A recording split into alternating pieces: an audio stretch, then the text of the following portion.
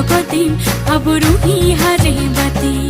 হায়ুৰে ৰাতি নকৰিবি খেলি মেলি মোৰ ঘৰৰ মানুহেতো যাতে নকৈ বেয়া বুলি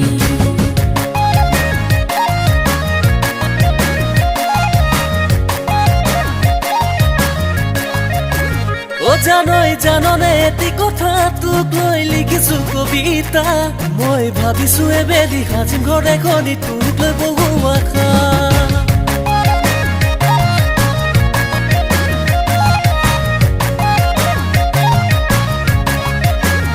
জানই যাবিনে নাযাওঁ তই ক